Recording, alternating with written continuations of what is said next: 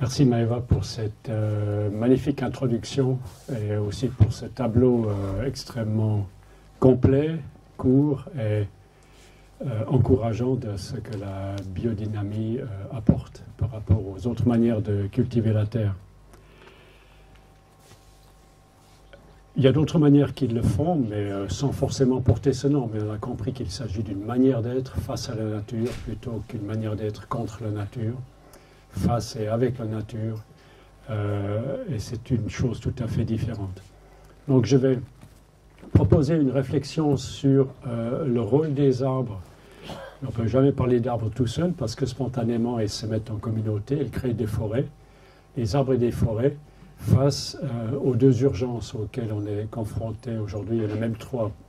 En fait, la première urgence, c'est de renouveler notre regard sur le vivant. Et dans la suite de cette première urgence, il y a la deuxième urgence, c'est l'urgence écologique, la dégradation des écosystèmes avec l'érosion de la biodiversité, pour le dire de manière très globale. C'est en fait quelque chose de beaucoup plus grave que le problème climatique, parce qu'une espèce qui a disparu, elle a vraiment disparu, elle n'est plus là. Alors que des degrés de température, ça peut encore se rattraper si on s'y met tous et rapidement. Donc il y a quelque chose d'inéluctable dans cette deuxième urgence, l'urgence écologique. Et l'urgence climatique, c'est vraiment quelque chose qui est encore, en principe, gérable. Voilà, alors, qu'est-ce que les arbres viennent faire dans ces trois urgences? À partir du moment où on comprend les choses de manière fonctionnelle et pas seulement de manière matérielle, la compréhension du monde change totalement. C'est cette nouvelle épistémologie, cette nouvelle manière de comprendre le monde qui se base en fait sur deux approches. L'approche que nous livrent les sens, mais toutes les perceptions sont inutiles tant qu'on ne les a pas travaillées par la pensée. Ça ne sert à rien d'avoir vu des tas de choses si on ne sait pas quelle est leur fonction dans le monde qui nous entoure. Et tant que je ne sais pas quelle est la fonction de cet objet qui est resté libre ici, je ne sais pas que je peux m'asseoir dessus, que c'est une chaise. C'est tout simple, mais c'est essentiel.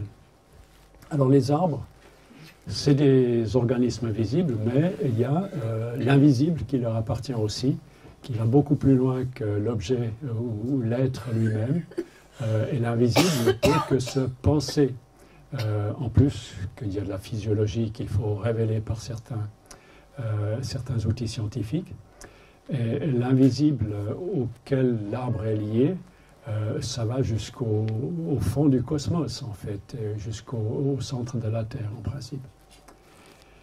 Voilà, alors, d'où est-ce qu'on est en train de partir? C'est bien la situation, maintenant je prends cette troisième urgence, l'urgence climatique. On explique le réchauffement climatique avec ce schéma, la mobilité, l'habitat, l'industrie, le transport aérien et aussi le changement, le fait de brûler les forêts. Tout ça, c'est des choses, des causes de réchauffement climatique, puisque c'est de l'énergie fossile ou organique stockée dans le vivant, qui part dans l'atmosphère avec l'effet de serre. Et dans tous ces domaines, on est vraiment dans des très très gros paquebots, en fait, pour changer l'orientation, la manière de nous déplacer ou d'habiter ou de produire. C'est vraiment du très lourd et c'est très difficile et c'est très cher de redescendre dans les quantités émises. Et il y a beaucoup d'illusions lorsqu'on parle de carbone zéro, même en étant critique par rapport à ce que ça peut signifier. Dans l'an 2035 ou 2050, c'est pratiquement égal. Alors qu'on a oublié l'essentiel. On a oublié ce que je représente ici sous ce cercle rouge. C'est que la base de notre vie, de notre activité, c'est, en plus de tout ce qui touche au spirituel ou à l'artistique, l'émotionnel, c'est quand même la nourriture. L'eau est déjà un peu devenue problématique, mais la base de nos activités, c'est produire, c'est la production primaire de nourriture. Et là, on a complètement oublié de poser la question, mais d'où viennent les terres agricoles? Parce que la Terre a perdu en fait complètement son visage d'origine. Sa couverture végétale a été complètement transformée depuis pas mal d'années pour passer par des écosystèmes naturels équilibrés à des systèmes complètement anthropisés, désertifiés par l'activité humaine, y compris l'érosion qui a suivi. Donc la Terre a été dénudée en fait de son habit naturel. Et le fait d'avoir modifié la Terre de cette manière-là est beaucoup plus efficace, entre guillemets, sur ce qu'on est en train de vivre maintenant, ces intenses changements climatiques, ces extrêmes climatiques, et aussi ces phénomènes de désertification, assèchement des sols, etc. Parce qu'on a vraiment changé la nature, la structure naturelle de la Terre. Qu'est-ce que ça a provoqué de remplacer peut-être un tiers des terres émergées de naturel à artificiel? C'est toute cette matière organique que les forêts, c'était d'où des forêts en principe, quelques zones c'était des steppes, mais pour l'Europe, on dit toujours que l'Europe était couverte de forêts de l'Atlantique à l'Oural. En fait, c'est de l'Atlantique au Kamtchatka que l'Europe et l'Asie étaient couvertes de forêts. Tout était couvert de forêts. C'est le mode de fonctionnement de la Terre spontanée, c'est de se couvrir de forêts. C'est ce qu'elle a fait tout de suite après le retrait des glaciers. Eh bien, on a pris ces forêts, et en France, comme en Suisse, comme partout ailleurs, on a pris l'ensemble de ces forêts, on les a transformées en terres agricoles ou des terres pour le pâturage, mais avec un impact extrêmement puissant, extrêmement fort, en les dégradant. Et qu'est-ce que ça signifie de dégrader ces terres forestières? D'abord, de déboiser ces forêts et de dégrader ces terres forestières, c'est tout du carbone qui repart dans l'atmosphère. Déjà bien avant que ce soit du fossile, c'est déjà du carbone qui est parti dans l'atmosphère et qui provoque du réchauffement climatique. Mais pas seulement, ça provoque autre chose aussi. Et on va voir pourquoi. Je ne vais pas passer ce graphique en détail, mais ça c'est une des dernières études sur l'effet de réchauffement climatique de l'agriculture industrialisée actuelle, ce dont Maëva parlait avant. C'est ce rapport entre la quantité d'énergie fossile utilisée par rapport à la quantité d'énergie comestible. On peut tout calculer en calories ou en mégajoules. Et le rapport est extrêmement dramatique dans le faux sens, naturellement. Donc on a changé la face de la Terre et ça c'est en fait l'endroit où c'est le plus facile de rapidement avoir des effets positifs et en plus ça coûte beaucoup moins cher et ça a même des effets multiples positifs. Donc de comprendre d'où vient l'agriculture et comment l'agriculture peut retrouver un équilibre par rapport à ce qui doit donner sa fertilité, les forêts et les systèmes naturels. Voilà à quoi ressemblait notre forêt. Si ça vous intéresse, ça décrit un peu l'Europe d'il y a 6000 ans, où il y avait encore 80% de forêt primaire. Les 20% restants pour l'Europe, c'était les zones alpines, naturellement, où il y avait encore des restes de glaciers. Et très peu de zones en steppe. Là, dès qu'on est en Ukraine, ça commence un peu, c'est le sud-est, et ensuite le sud de la Russie. Là, c'est des steppes naturelles, mais à l'origine, c'est les terres noires d'Europe, les terres les plus fabuleuses d'Europe, mais je ne sais plus dans quel état elles sont aujourd'hui, on pourrait en parler. Le symétrique, c'est aux États-Unis, le Middle West, avec ces immenses steppes herbeuses, avec des herbes de 2 mètres de haut et des troupeaux de millions de bisons qui occupaient ces terres et qui rendaient ces terres extrêmement riches en carbone grâce à cette interaction mégafaune, donc bovin et herbage. Tout ça a été mis de côté et remplacé par l'activité humaine qui a dramatiquement fait tomber non seulement la matière organique, mais même les sols eux-mêmes. Le Dust Bowl des années 30, c'est les terres qui sont parties avec le vent. Et le sol est tombé parfois de 1 mètre, des quantités incroyables. Voilà à quoi ressemblait la forêt telle qu'on l'a reçue à disposition en Europe lorsque l'homme a migré dans ces régions-là. Et un livre passionnant, j'étais avec Stéphane Durand, on planifie un prochain livre, un peu sur ce que je suis en train de présenter aujourd'hui. Ça s'appelle 20 000 ans ou la grande histoire de la nature. Et ça vous montre à quel point la forêt était puissante à l'époque. Les arbres étaient plus gros, les forêts étaient d'une densité incroyable, et surtout la faune était incroyablement riche. Il y a par exemple un petit critère intéressant. Vous regardez un guide d'identification des animaux, les oiseaux, les mammifères et les poissons. Et là, j'ai regardé pour l'esturgeon, par exemple. Quelle est la taille maximale des esturgeons? Il y a ceux de la mer Caspienne, de la mer Noire, et il y en a encore quelques-uns dans la Gironde, apparemment. Je ne sais pas s'il y en a en ce moment encore, extrêmement menacés naturellement. Et là, on estime que la taille maximale on dit ça pour les truites, pour les ombres, etc. Pour l'esturgeon, c'est entre 1,80 m et 2,30 m ou 2,50 m. Ça, c'est les gros esturgeons majeurs, tels qu'ils sont vraiment adultes, et après, c'est terminé. Eh bien, si on prend connaissance de ce livre qui décrit les derniers récits de ces forêts anciennes jusqu'au Moyen-Âge, il y avait encore des lambeaux qui décrivaient encore, c'est des récits magnifiques, les rivières transparentes, cristallines, alors qu'elles sont devenues complètement chargées aujourd'hui.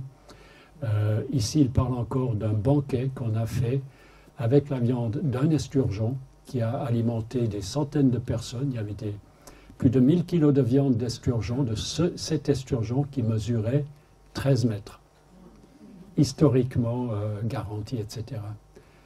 Juste pour dire à quel point on oublie en fait ce que la nature est capable d'être, ce qu'elle était, et d'en reprendre connaissance nous fait un effet bizarre parce qu'on en est là, on a fait tout ça. Mais on peut éventuellement retrouver ce dont la nature a besoin pour lui redonner sa force. Voilà, alors, ce qui est intéressant, c'est pour comprendre maintenant cette forêt qui couvrait l'Europe, qu'est-ce qu'elle avait de particulier, comment fonctionnait-elle. Et tout d'abord, cette forêt, c'est naturellement un collectif d'arbres. Un arbre tout seul s'accompagne tout de suite d'autres. Lorsqu'on le laisse tranquille, dans un parc, vous arrêtez d'entretenir le parc, tout de suite cet arbre va faire une forêt avec d'autres qui vont venir germer à côté de lui. Et qu'est-ce qui fait d'un arbre un arbre? C'est un phénomène absolument énorme, c'est le secret de l'arbre.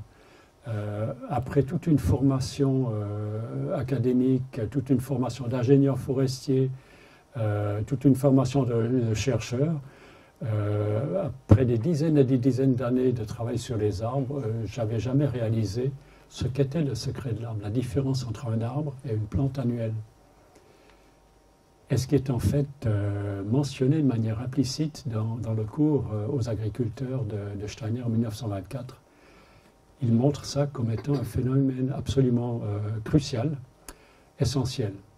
Qu'est-ce qui fait d'un arbre un arbre? C'est simplement de ne plus avoir besoin que chacune de ces graines retombe au sol pour germer, pour recommencer comme les plantes annuelles. Les arbres n'ont pas besoin de recommencer à zéro chaque année. La première année, ils font très peu, ils font beaucoup dans le souterrain, ils font beaucoup de racines. Un gland de chêne vous donnera un chêne de 15 cm. Ce gland est plusieurs dizaines de fois plus gros qu'une graine de tournesol, qui lui va pouvoir atteindre le maximum du Guinness Book, c'est 10 mètres ou quelque chose comme ça, une échelle pour le mesurer. Mais ce tournesol va retomber à terre, va faner, disséminer ses graines. L'arbre ne fait pas ça. Alors, et d'ailleurs, il ne va pas faire de graines pendant très longtemps. Il va lui falloir parfois plusieurs dizaines d'années avant d'être mature et d'entrer en phase végétative, générative. Il est d'abord végétatif. Il y a deux phases pour l'arbre. Et ça continue d'être végétatif après. Et ça augmente, ça constitue de la matière sur la matière. Ça fait des cernes les uns après les autres. Ça devient toujours plus grand, toujours plus vieux, jusqu'à 5000 ans d'âge pour le maximum. Eh bien, le secret de l'arbre, le fait de ne plus avoir besoin de mettre les graines sur le sol, c'est de déposer ces graines au bout de ces tiges. Et la tige étant sortie d'une graine de l'année précédente, et ces graines organiques posées sur une structure organique, c'est des embryons de tige, comme les graines le sont aussi.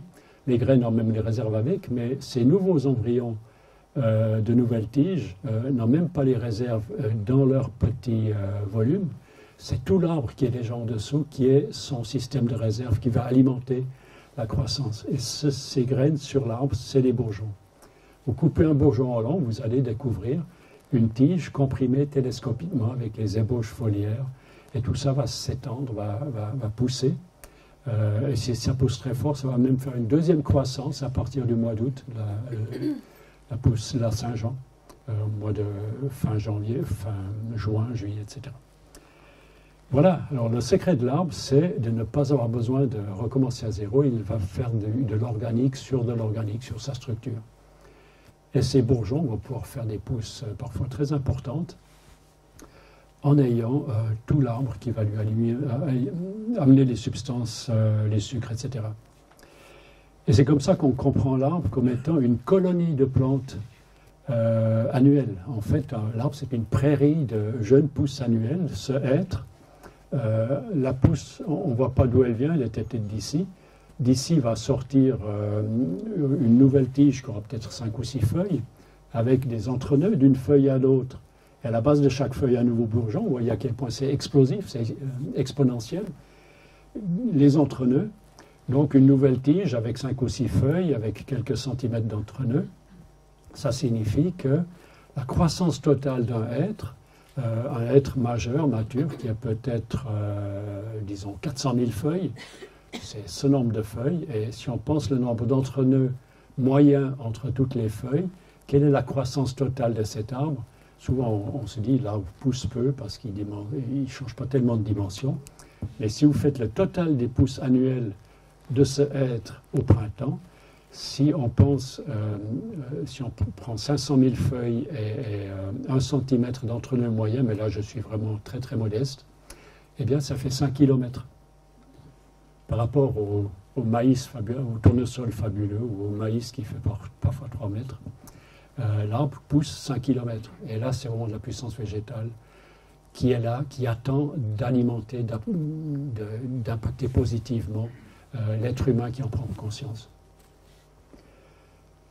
Voilà. Alors maintenant, ce qui est intéressant, c'est de voir cet arbre qui fait sa structure. Et j'ai parlé de cette colonie et cette prairie de plantes de pousses annuelles qui va fermer sa couronne. Et si on laisse pousser, s'il n'y a pas trop d'animaux qui vont venir brouter, cette couronne va pratiquement rester en contact jusqu'au sol. Et de manière souterraine, les racines vont aussi occuper l'espace. Et là, c'est intéressant de se demander, bon, l'arbre c'est un organisme, tout le monde sait ça, c'est quelque chose qui vit, qui se développe, la notion de métamorphose qui est très importante là-dedans. Mais qu'est-ce qui est vraiment essentiel pour un organisme? Qu'est-ce qui caractérise un organisme dans toutes ses fonctions? Et là, c'est aussi une réalité qui est apparue clairement à un biologiste, Bruce Lipton, en 2018. Il y a des choses qui sont devant nous depuis toujours, mais il faut un moment pour réaliser, pour avoir un nouveau concept face à ce qui nous est présenté. Ce que je disais avant, on voit les mêmes choses, mais tant qu'on ne les a pas pensées correctement, elles sont à moitié intéressantes ou à moitié utiles. Et lui a compris, après tout ce qu'il a vu en biologie, que l'essentiel d'un organisme, c'est pas ce qu'on raconte toujours, le noyau, pour faire de la génétique, pour faire de la modification génétique, pour influencer les organismes en s'acharnant sur ces pauvres noyaux. L'essentiel de l'organisme, parce qu'il y a des cellules qui ont des noyaux et d'autres qui n'ont pas de noyaux. Il y a les prokaryotes et les eucaryotes, et ensuite il y a les pluricellulaires. Et bien qu'on soit à une cellule avec ou sans noyau, beaucoup de cellules, l'organe essentiel de chaque organisme qui a fait en fait toute l'évolution, une amibe d'aujourd'hui, et là, toute l'évolution derrière, elle est encore là parce qu'elle a fait son design intelligemment. Eh bien, ce qui est essentiel pour elle, on l'a pas compris, ce n'est pas le noyau, c'est la membrane cellulaire, l'enveloppe cellulaire. Et la nouvelle compréhension de l'enveloppe cellulaire, ce n'est pas simplement une double couche, comment on l'appelle, phospholipidique. Il y a du phosphore, il y a des lipides, il y a une partie externe, elle est hydrophile, l'intérieur est lipophile. C'est donc imperméable, mais pas partout. C'est imperméable, sauf certains endroits. Ici, ce n'est pas imperméable par rapport aux échanges de substances. C'est ce qu'on appelle des protéines intégrales, et certaines sont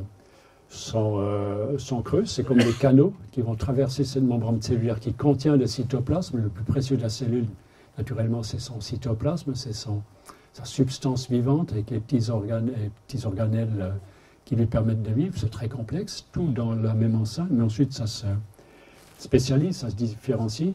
Eh bien, il y a des parties de la membrane cellulaire qui permettent l'échange, et soit pour faire entrer des substances, soit pour faire sortir des substances.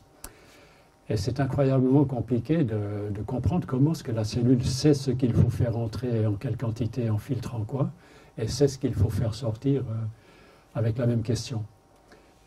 C'est d'une complexité incroyable, et chaque cellule le pratique, et toutes les cellules vivantes ont besoin d'échanger. Et il y a d'autres protéines intégrales qui sont pleines, entre guillemets, qui sont dotées quelque chose comme d'organes de perception de l'extérieur de la cellule. Perception chimique, naturellement, il faut savoir où est-ce que c'est plus acide, plus sucré, moins sucré, etc. Perception lumineuse, perception acoustique, perception tactile, perception électromagnétique. Tout ça, c'est des modes de perception des cellules de leur extérieur, de leur environnement, grâce auxquels ces protéines intégrales vont transmettre ce qu'elles ont perçu à l'extérieur en ordre pour l'intérieur. Les cytoplasmes reçoivent des nouvelles de ce qui se passe dehors pour savoir comment réagir, comment se déplacer ou tirer profit de ce qui est signalé à l'extérieur. C'est comme un sous-marin avec son périscope, etc. Et bien là, ces cellules intégrales, ces cellules intégrales creuses pour les échanges, sont comme des organes d'essence de la cellule. Et Lipton dit, ces cellules, il le dit comme ça, moi je pense qu'il faudrait le dire autrement, il dit que ces protéines intégrales, cette membrane cellulaire dotée de toutes ces structures, c'est le siège de l'intelligence cellulaire. Moi, je dirais plutôt que c'est l'outil de l'intelligence cellulaire, parce qu'il faut que toutes ces perceptions soient comprises et transmises en instruction. Et pour nous, c'est la même chose. Si maintenant je prends l'être humain, quelle est notre membrane? C'est notre épiderme, notre peau. Et si on regarde maintenant où est-ce que la peau n'est plus tout à fait notre peau, c'est tous nos organes d'essence, tous les endroits où la peau est un peu différente. Et là, il y a la notion de métamorphose qui est intéressante. Tout ce qui est organe d'essence, la vue, l'olfactif, l'acoustique, le gustatif, et disons la perception primaire de la peau, c'est naturellement le tactile, c'est le sentir, le toucher. Tous les autres organes de perception qui sont placés dans notre peau, c'est en fait des modifications de la peau. Si on prend l'embryogenèse, vous avez les trois feuillets, l'endoderme, mésoderme, ectoderme. À un moment où ça s'est spécialisé, toujours ces trois. Et bien, l'ectoderme donne naturellement la peau. Et les endroits où la peau est particulièrement en contact avec le système nerveux, ça va donner, la peau va se transformer en système, en œil, en oreille, etc., avec toute cette énorme complication. Mais c'est des transformations qui ont lieu dans l'ectoderme pendant l'embryogenèse. Donc, l'enveloppe avec ces modifications, c'est valable pour nous aussi. Comme pour chaque cellule, elle s'oriente, eh bien, nous aussi, on a des modifications de notre épiderme, de notre enveloppe, qui nous permettent de nous orienter. Et maintenant, nos perceptions, soit c'est instinctif et l'organisme sait tout de suite qu'en faire, mais en plus, il y a aussi la pensée qui permet de travailler sur nos perceptions pour en faire quelque chose. Voilà, donc on a un saut immédiat entre la nouvelle conception de l'essentiel des organismes, et là c'est valable vraiment de manière générale. On le comprend pour nous, c'est absolument transparent, et ça nous permet maintenant de faire un saut très intéressant vers la forêt. La forêt, en fait, aussi une enveloppe à laquelle on aimerait donner maintenant le nom de sylvosphère. La forêt protège son intérieur, qui est le plus précieux de la forêt, grâce à une canopée qui est en tendance fermée, grâce aux lisières. Une forêt qu'on laisse spontanément se développer, ou bien qu'on laisse tranquille un certain temps, on va tout de suite voir qu'elle va complètement se fermer, s'entourer d'une lisière, ça pousse tout seul. et la forêt protège son intérieur. Protège son intérieur parce que l'élément le plus essentiel de la forêt, c'est le sol forestier avec sa capacité de stocker l'eau et de garder l'eau et de la donner plus loin. Et une partie de l'eau va être utilisée par la forêt. Donc ça, c'est le cytoplasme forestier, ça, c'est l'enveloppe forestière. Et maintenant, cette sylvosphère, on se rend compte que c'est un mode de fonctionnement de la Terre. Chaque forêt reprend cette forme. En fait, on avait besoin de ce nouveau concept. On parle toujours de biosphère, hydrosphère, atmosphère. Tout ça, c'est des sphères dont s'enveloppe la Terre. Mais la biosphère reste très vague. C'est pas très utile d'avoir quelque chose sur lequel on ne peut pas s'appuyer. On ne peut pas travailler avec le terme de biosphère. Où est-ce qu'on commence à faire quelque chose de positif avec la biosphère? C'est insaisissable. Alors que si on comprend que la biosphère a un mode, il y en a d'autres, un mode de fonctionnement, un sous-mode de fonctionnement, c'est la sylvosphère. C'est lorsque la biosphère se présente sous forme de forêt. Là, on commence à savoir comment travailler avec, parce que la forêt, c'est les arbres, et les arbres, c'est les unités de travail avec la nature et avec la forêt. Donc la sylvosphère. Et maintenant, qu'est-ce que Lipton nous permet de comprendre? J'ai parlé de la lisière. La lisière, c'est donc la partie de la sylvosphère la plus riche en espèces végétales, en espèces de plantes annuelles, parce qu'ici, on a une interface très intéressante. La canopée, c'est simplement l'interface entre l'intérieur forestier et le ciel. Ici, c'est un triple interface, en fait. C'est l'interface entre le ciel, mais aussi entre le sol ouvert à l'extérieur et le sol, et peut-être la rivière. Et c'est ici qu'on a un maximum d'ouverture aux éléments, le soleil, le vent, etc., a une interaction avec la forêt, ce qui fait que là-bas, vous avez une explosion d'espèces. Vous avez beaucoup plus d'espèces forestières dans la lisière forestière qu'à l'intérieur de la forêt. À l'intérieur de la forêt, il n'y a plus que quelques géants qui tiennent le coup. Ils ont fait de l'ombre au reste, et c'est du hêtre, du sapin, disons si on prend l'Europe ou bien ailleurs, c'est les érables, etc. Mais là où les choses vraiment intéressantes et très riches se passent, c'est dans la lisière. Donc la forêt s'entoure de cette canopée et de cette lisière forestière pour protéger son intérieur. Et lorsque vous arrivez à la forêt, ça c'est vraiment une forêt laissée à elle-même, vous n'allez jamais voir l'intérieur de la forêt. Vous survolez une forêt, vous ne voyez jamais 1 mètre carré de terre. La forêt ne veut pas que sa terre soit mise à nu.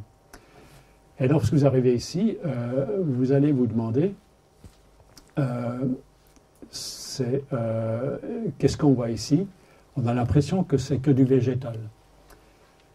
Et moi, j'aimerais qu'on réfléchisse à la manière complète ou bien vraiment organique de comprendre la forêt, de comprendre que la forêt, c'est pas seulement du végétal, c'est toujours cette notion de coévolution. La forêt est là parce qu'elle a coévolué avec la faune. C'est du végétal, et c'est de la flore et de la faune. En fait, on devrait avoir 3 composantes. Il faudrait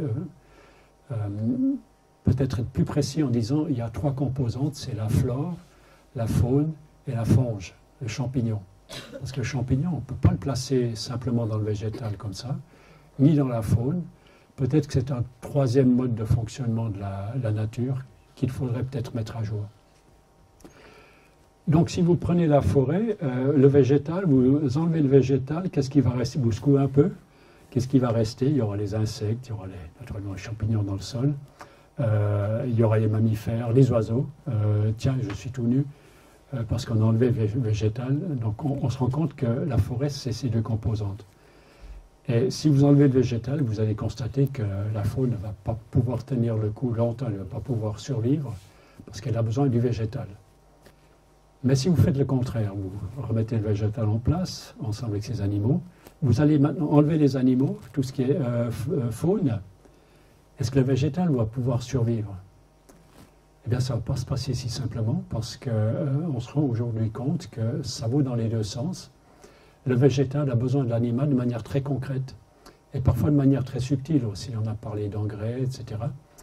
Mais si vous faites attention au résultat d'une étude qui vient d'être faite en Californie, on a installé une autoroute virtuelle dans une forêt, une autoroute fantôme, et on a fait jouer le passage des véhicules, c'est une série de haut-parleurs, on a joué le passage des véhicules dans cette forêt, sans les émanations gazeuses, sans les impacts physiques.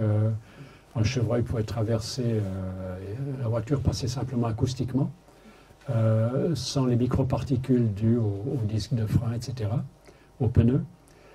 Eh bien, on s'est rendu compte que la forêt déclinait en croissance. La croissance avait changé pour la forêt. Ça semble assez bizarre, assez curieux, assez mystérieux. Mais finalement, c'est relativement simple, l'explication, disons, que j'ai pour moi, je ne sais pas s'ils l'ont mise dans cette étude, c'est que simplement la partie mobile de la forêt a pu se déplacer, a pu fuir ce bruit. Parce que la flore, on pense qu'elle n'est pas sensible au bruit, elle l'est aussi, mais les animaux ont pu fuir ce bruit. Donc c'est une forêt qui a été débarrassée de sa partie animale, donc et à cause de ça, la croissance a diminué.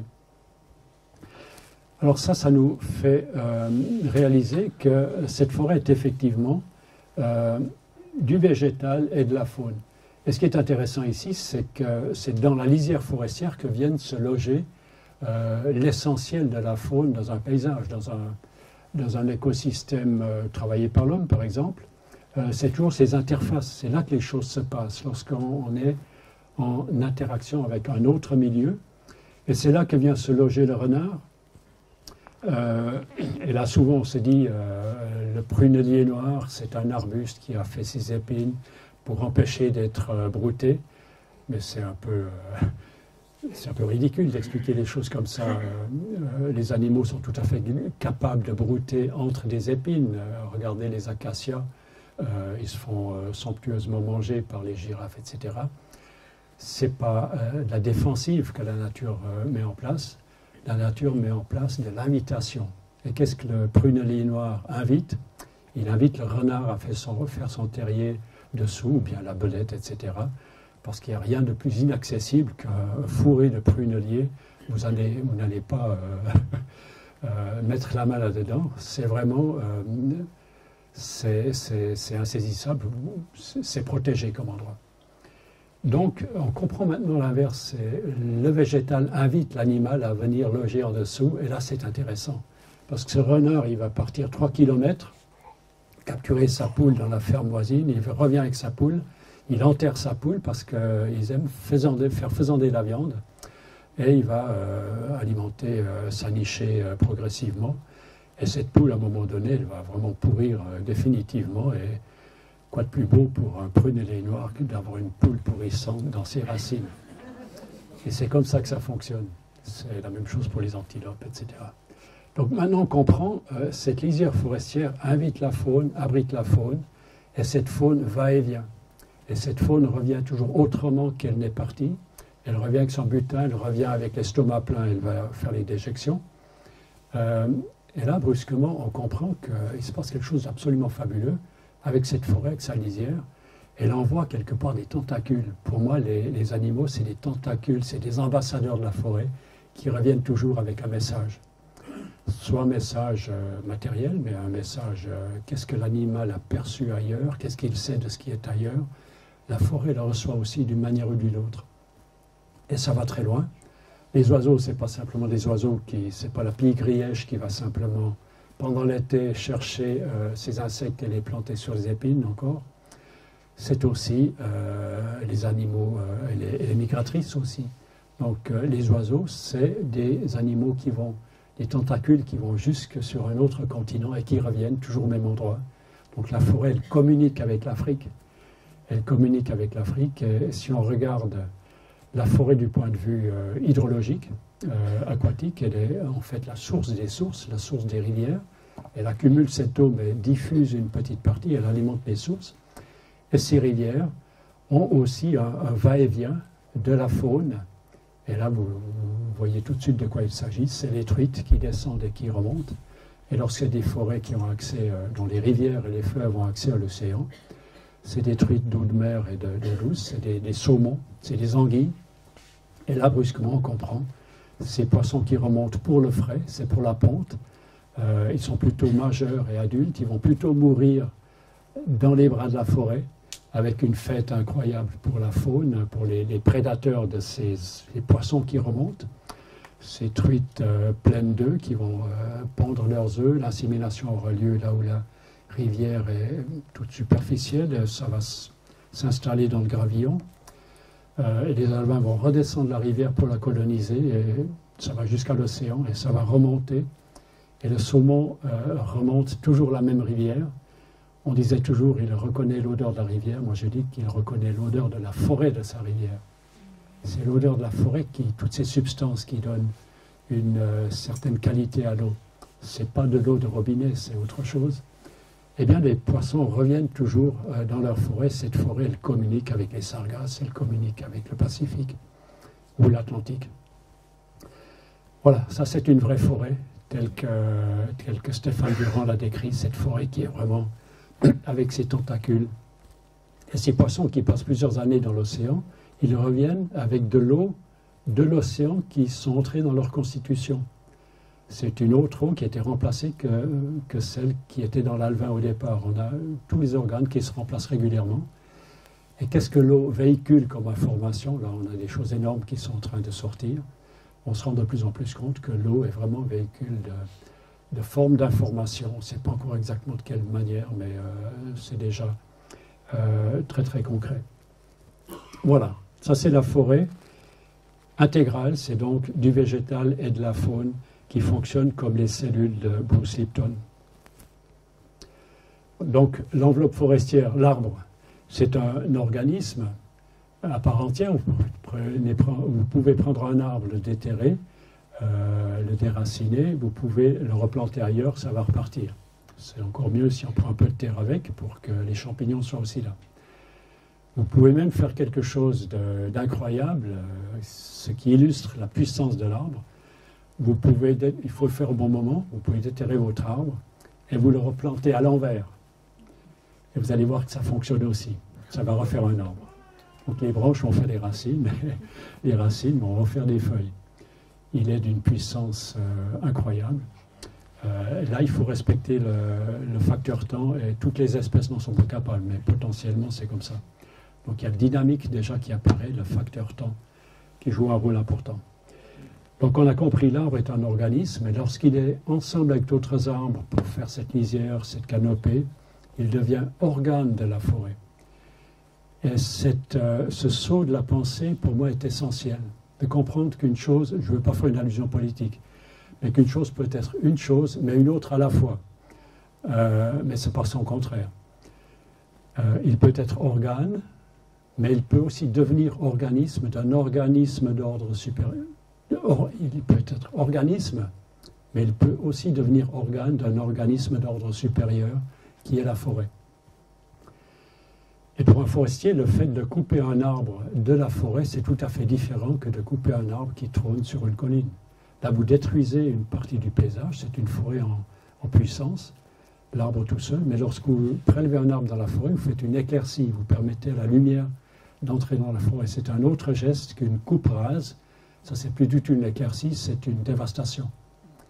Donc là, vous faites un soin à la forêt en prélevant des arbres, là où c'est nécessaire. C'est très différent.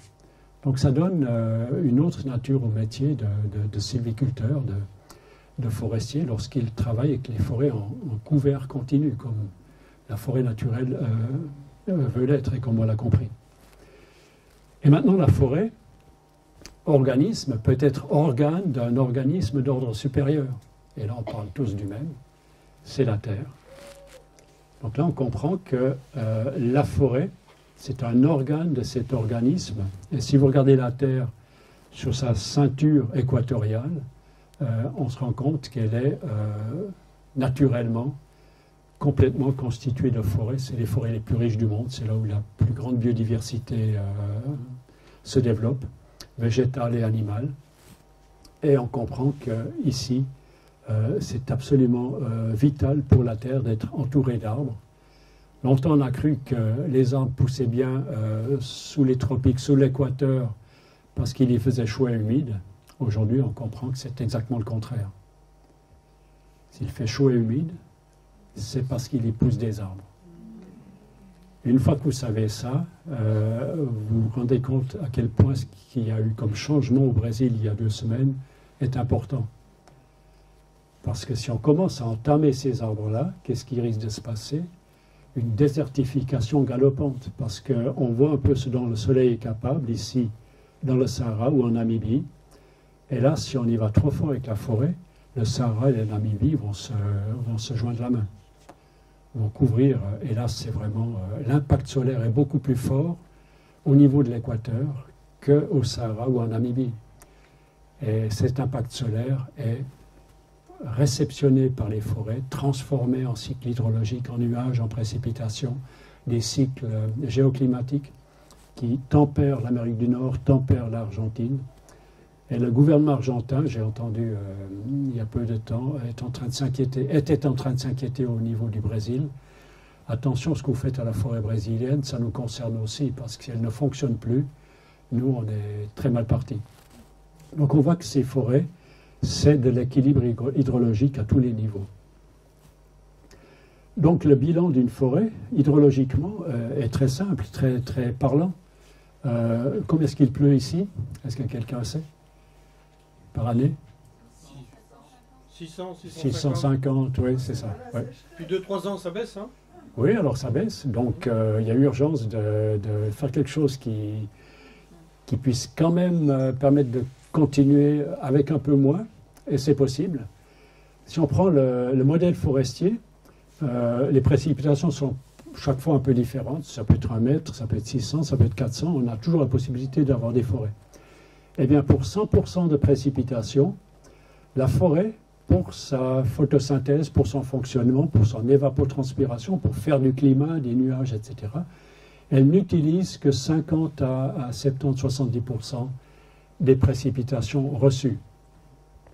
Et le reste, 30 à 50% vont naturellement être stockés dans le sol. Ça aussi, c'est au début dans le sol, mais ça va diffuser pour alimenter la nappe phréatique et alimenter les sources et les rivières dont on parlait avant. Donc la forêt, c'est une banque hydrologique locale avec un capital. Et elle vous livre les intérêts année après année, à condition de ne pas entamer le capital. Et là, c'est de nouveau quelque chose de très précieux. Et ça rejoint ces indications du cours aux agriculteurs. Vous allez gérer votre ferme, qui est un organisme autonome, selon les besoins de lumière, selon les besoins de chaleur. Si ça mûrit très bien, vous mettez... si ça mûrit trop bien, trop vite, vous rajoutez un peu de forêt pour que ça devienne un peu plus hydromorphe, humide. Et si ça n'arrive pas à mûrir, si ça pousse trop végétativement, vous retirez un peu de la forêt pour que l'impact solaire puisse de nouveau avoir lieu. Eh bien, c'est ça. C'est avec ces chiffres qu'on comprend ceci. C'est plus il y a de forêt, plus il y aura cette partie-là qui va alimenter le paysage avoisinant. Mais la forêt elle-même, par son évapotranspiration, ne va pas seulement faire des nuages, elle va aussi faire de la rosée de manière très proche. Et si c'est un peu abrité, s'il y a des coupes-vents, cette rosée va vraiment pouvoir se déposer. Voilà, alors cette forêt par rapport au bilan énergétique, je ne vais pas passer beaucoup de temps là-dessus, on distingue 2 formes de chaleur. La chaleur sensible, c'est celle qu'on mesure avec le thermomètre. Donc, en dessus d'une forêt, il ne fait pas très chaud, il y a très peu d'énergie qui s'échappe en chaleur sensible, alors qu'une zone ouverte, qui n'a plus cette capacité de stocker de l'eau dans les sols, va émettre la chaleur en retour de ce qu'elle a reçu comme radiation solaire, surtout sous forme de chaleur sensible. L'atmosphère est chaude, par-dessus ces surfaces, un champ de céréales cultivé par exemple. En dessus d'une forêt, on a un autre flux de chaleur, d'énergie, c'est la chaleur latente qui ne va pas changer votre thermomètre, ça va même le faire baisser, parce que l'évapotranspiration fait baisser la température et cette chaleur, c'est ailleurs qu'elle va se dégager lorsque les nuages vont condenser, se faire en précipitation, ça va chauffer dans la haute atmosphère. Donc ça équilibre la basse et la haute atmosphère au travers du flux de chaleur latente. Et naturellement, ce champ qui a très très peu d'eau à émettre va avoir très très peu de chaleur latente. Donc ici, on a l'effet îlot de chaleur de nos villes. On l'a déjà dans les champs. Et là, on a l'effet climatiseur des forêts qu'on pourrait avoir dans les villes et dans les champs. Alors, qu'est-ce qu'on a fait? Ça, c'est vraiment ce qu'on a déjà compris, c'est les impacts de la démesure, c'est vouloir tout pour soi, ne pas savoir partager. La forêt tropicale, on la remplace totalement par un pâturage ou par un champ de soja. Et là, les derniers arbres, les rescapés, sont morts parce qu'ils n'ont plus supporté cette intense lumière, cette chaleur, parce que les arbres sont faits pour être ensemble, côte à côte dans la forêt, et tout seul, c'est des arbres qui deviennent combustibles. C'est pour ça que la forêt tropicale qu'on entame devient de plus en plus sujette aux incendies, alors qu'une forêt tropicale naturelle ne brûle jamais. Ça, on l'a pas. C'est les savanes qui ont des feux naturels, mais jamais la forêt tropicale amazonienne, par exemple.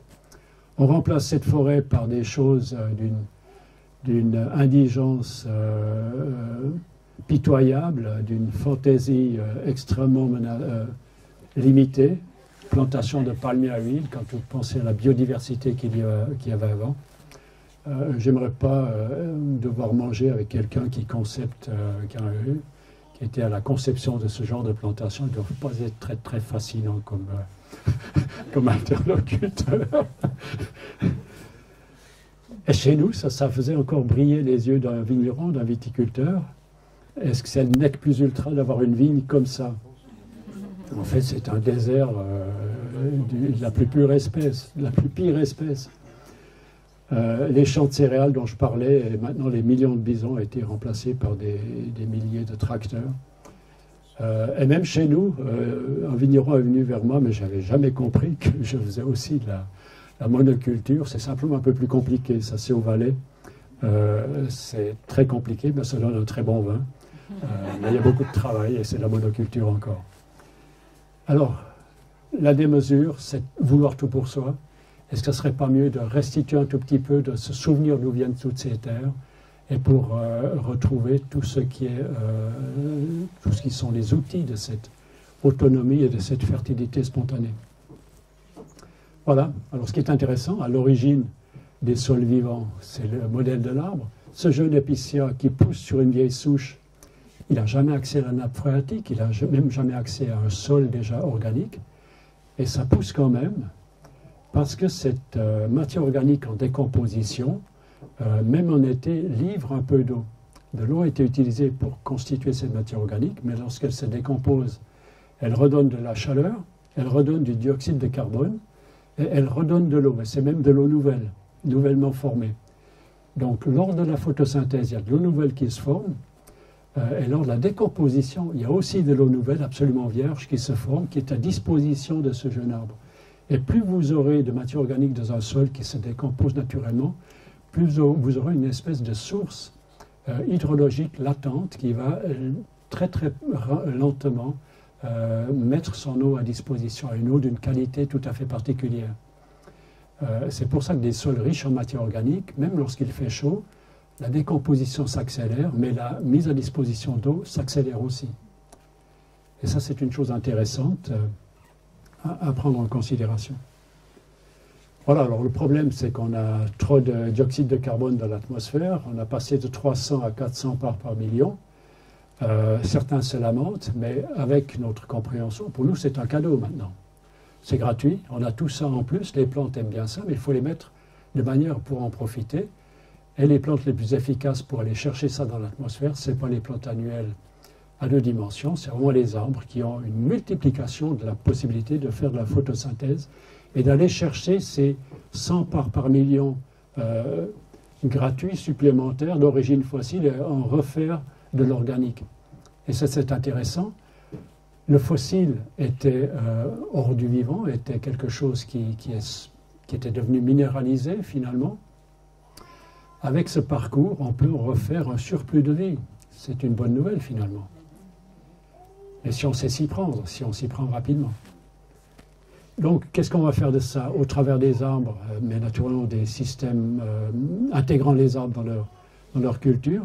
C'est refaire de l'humus, de la matière organique et donc de la croissance pour redescendre à 300 parts par million et aussi incorporer le bois de manière beaucoup plus durable dans le bâti, toutes les constructions agricoles devraient être par décret faites en bois, et pas en acier, en béton, etc., en plastique. Surtout pas. Parce que là, on a un bénéfice, on stocke le carbone de manière durable pour toute la durée du bâtiment. Voilà, ça c'est le bilan de l'industrie agroalimentaire, ça c'est des chiffres pour les États-Unis dans une étude, ça varie selon les études, mais on a besoin de 12 calories fossiles avec production, transformation, distribution, consommation, parce que les gens doivent aller acheter avec un véhicule. Et pour produire une calorie comestible, on a besoin de 12 calories fossiles. Et la forêt, là, les bilans inverses, on a fait le calcul de combien d'énergie a-t-on besoin pour avoir une calorie utilisable. C'est la même chose d'avoir du bois d'œuvre. C'est comme une carotte sur la table, c'est de l'organique mis à disposition pour les besoins de l'humain, pour maintenant pas manger, mais habiter. Et bien là, on a un rapport inverse. Avec une calorie fossile, on peut séquestrer au travers du bois d'œuvre 7 calories utilisables en construction. Donc le défi maintenant, c'est de mélanger ce bilan extrêmement négatif avec le bilan potentiel positif de la foresterie, et ça on l'appelle l'agroforesterie. Ça s'appelle la biodynamie, où la forêt a un rôle beaucoup plus présent que l'agroforesterie. Ce n'est pas simplement planter quelques arbres pour faire un peu d'ombre ici et là, c'est vraiment intégrer les arbres et la forêt avec leur fonctionnalité totale. La forêt comme étant attracteur d'animaux et émetteur d'animaux, c'est autre chose que simplement avoir quelques noyers. C'est une forêt beaucoup plus puissante. Voilà, ça c'est le bilan de la forêt, je ne vais pas entrer en détail. Et pour chaque kilo de bois, ou pour chaque tonne de bois, on a 1851 kilos de carbone qui sont pris à l'atmosphère, qui sont bloqués dans le bois. Ça c'est la bonne nouvelle. Toute espèce confondue. Oui, c'est le même calcul, parce que le bois, à peu près, on a une formule chimique moyenne pour le bois. Il y a un peu plus de lignine, un peu plus de cellulose selon les espèces, mais ça ne change pas grand-chose. On pourrait mesurer ça aussi par rapport à la capacité calorifique du bois. Combien est-ce qu'un kilo dégage de chaleur? Et ça varie un peu selon les espèces, mais un kilo, c'est presque la même chose. Ça prend un peu plus de volume lorsque c'est du peuplier ou bien du charme. Mais ça, on peut vraiment le prendre, toute espèce confondue. Donc ici, vous avez vraiment ce potentiel d'avoir du bois qui séquestre énormément de carbone, pas seulement dans les sols. Voilà, alors le but maintenant, c'est pas de rester dans l'entre-soi, mais de diffuser ces belles méthodes, ces possibilités, ce potentiel, et aider ceux qui en sont arrivés à des sols de ce genre-là pour en refaire des sols comme ça. Ça, c'est un sol classique de l'agro-industrie, de l'agriculture intensive. Plus vous mettez d'engrais, plus vous avez provoqué la combustion lente du peu de reste de matière organique qu'il y avait dans les sols, et plus ces sols sont devenus addicts aux engrais de synthèse, parce qu'ils n'ont plus rien qui leur livre de la fertilité de manière vivante. Ce n'est plus des sols vivants, c'est des sols, c'est presque plus qu'un substrat pour les plantes, alors que ceci, c'est enrichi en matière organique, et lorsque c'est avec les préparations qui favorisent encore cette incorporation du vivant dans les sols, c'est des sols qui deviennent spongieux, qui gardent leur eau, qui n'ont plus besoin d'être arrosés. Voilà, alors là, une nouvelle est intéressante. C'est la suivante. Une nouvelle que les gens de la communication connaissent. Les gens de la communication savent que c'est illusoire de vouloir atteindre 100% du public. Il faut beaucoup trop d'efforts, c'est presque la politique africaine, d'avoir 100% des votes. C'est la pire des dictatures. Personne ne fait plus ça, c'est pas économique, ça coûte beaucoup trop cher. On a compris qu'il faut viser 80% pour faire simple du public, et pour ça il suffit d'investir 20% d'efforts. On peut aussi viser moins ou plus. Avec 20% d'efforts, c'est la loi de Pareto, vous atteignez 80% du résultat. C'est quelque chose comme une loi sociale ou organique. Et ceux qui n'ont rien compris, c'est entre guillemets les imbéciles, c'est ceux qui veulent 100% du résultat, ils sont obligés d'ajouter 80% d'efforts. Et je dis souvent, les étudiants que je préfère, c'est pas ceux qui font le maximum partout, c'est les pauvres personnes parce qu'ils sont entièrement impliqués dans leur travail, ils n'ont pas de loisirs, ils font que de travailler pour leurs études. Les meilleurs étudiants, c'est ceux qui sont capables de jongler autour de 4 et 4,5 lorsque c'est 6 la moyenne maximale. Et ceux-là essayent de doser leur effort pour juste réussir les études, mais ils ont quand même des choses plus intéressantes à faire à côté, ou en complément aux études, mais qui les intéressent eux. Et ces étudiants-là sont bien plus intéressants parce qu'ils ont des idées, ils ont des nouvelles...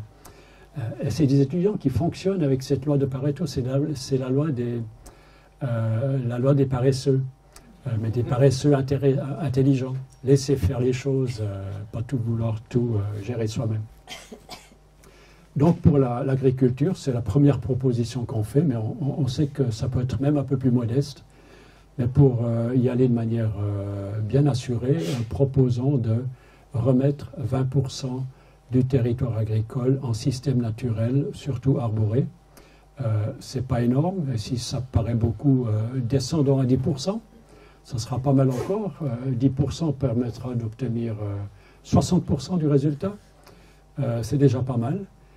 Et simplement, avec cette loi, on s'est dit, mais allons-y, c'est très rapide, où on aura et on se rend compte, dès qu'on fait une ouverture, on met en place une mare, très rapidement, la nature réagit. C'est un peu ce phénomène.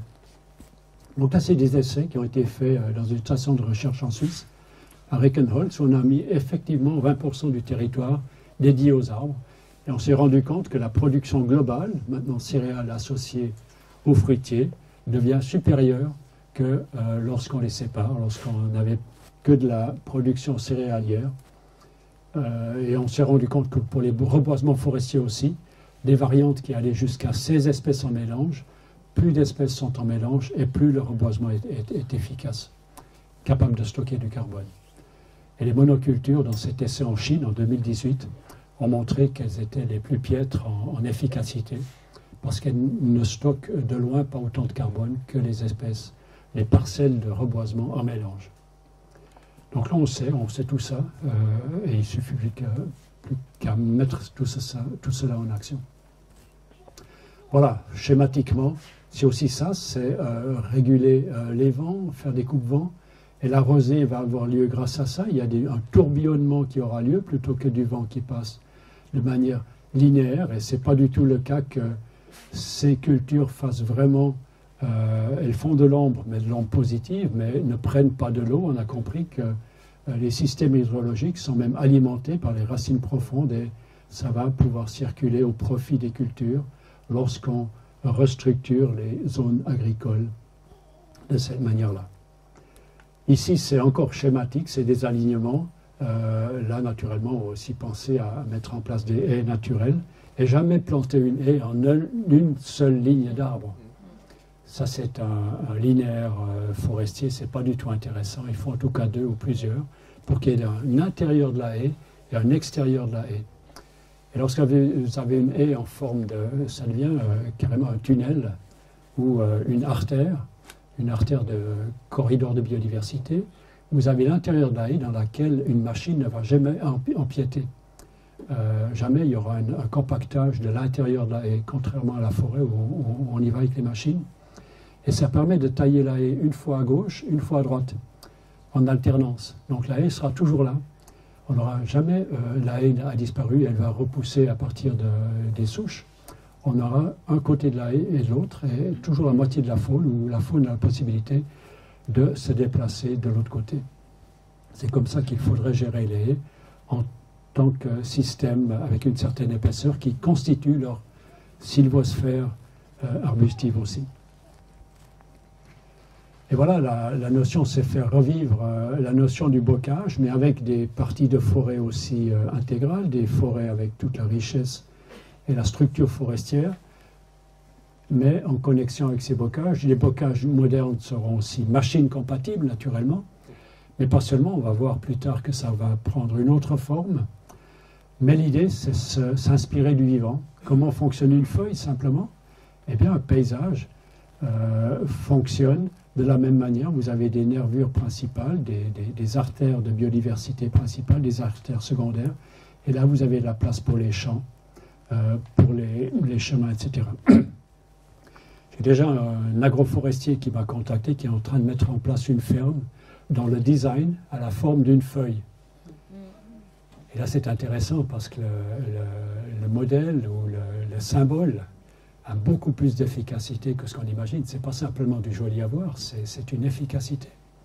La nature travaille avec le concept des fractales. Ça se répète à tous les niveaux. On vient de le voir pour la sylvosphère, cellules, organismes humains, forêt, la terre. Eh bien là, c'est la même chose. Lorsque vous allez avoir un design d'une ferme en forme de feuille, ce ne sera pas tout à fait n'importe quoi. Et si vous intégrez le nombre d'or, on n'a pas le temps pour en parler ici, ça va être encore autre chose. Voilà, donc ceci est pâturage entouré de haies. Les bovins ont besoin de ligneux. Les vignes avec une haie à proximité, on va comprendre aussi à quoi ça peut correspondre. On est en train de réfléchir à ça. BirdLife, par exemple, en Suisse, analyse les paysages et regarde, fait des recommandations. Il y a plusieurs types de paysages où les cultures sont associées aux parties ligneuses et les forêts. Juste un exemple d'une ferme classique, ça c'est la ferme type de la Suisse. C'est très vert là-bas, il pleut 1 mètre par année. Rarement des problèmes de sécheresse, mais même cette année on en a eu. Cette ferme, au départ, une route bétonnée ici un chemin, et là c'était des champs. C'est une région qui était naturellement boisée à l'époque, avant le défrichement, une région marécageuse, ça s'appelle Moosfeld, le champ du Marais. C'était une forêt à l'époque, et là il y a un canal pour le drainage de ce champ, dont l'eau va être évacuée comme ça. Donc là, cette ferme, ils ont décidé de faire une renaturation avec tous les subsides et toutes les aides qui ont permis cela. Ils ont donc redonné un cours naturel à ce canal qu'on a vu avant. La route bétonnée, c'est celle-ci. Le chemin qu'on a vu avant, c'est celui-là. Ils ont renaturé ce cours d'eau, ils ont mis des méandres, ils ont un peu compliqué. Ils ont ouvert ici de nouveau le sol pour remettre les eaux en surface.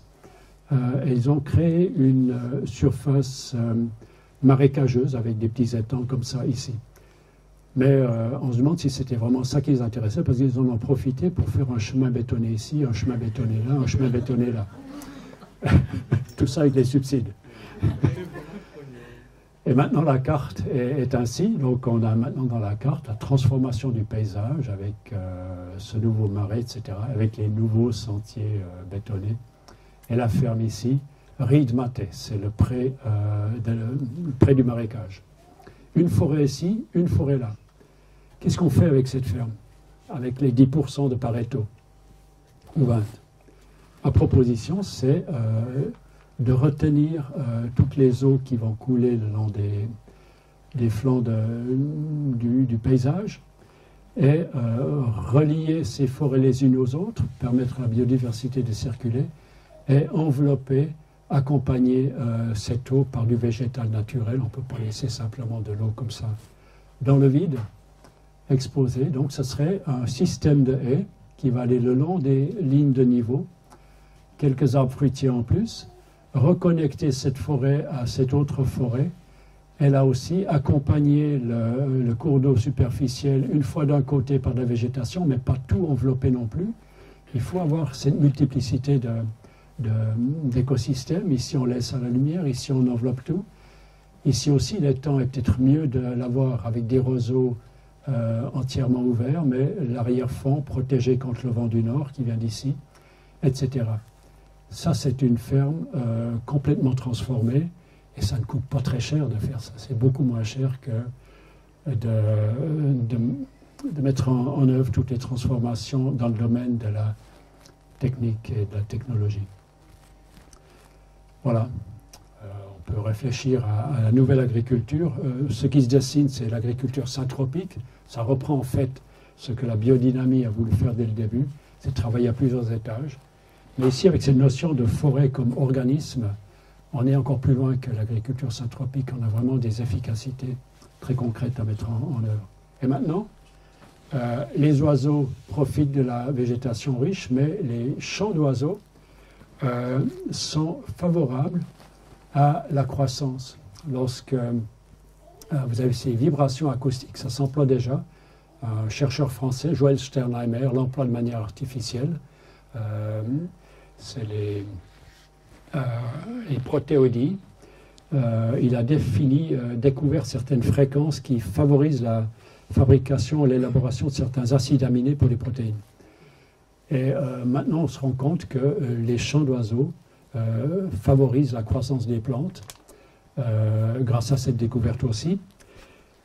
Mais moi, je préfère, par rapport à une installation artificielle qui va faire de l'engrais acoustique pour faire mieux pousser, bien pour empêcher une vigne d'avoir une maladie, en empêchant la formation de certains acides aminés de certains ravageurs, plutôt inviter le concert naturel à venir s'installer dans le paysage, parce que ça a été mis au point au cours d'une énorme coévolution, et les oiseaux ne chantent pas n'importe comment, n'importe quand.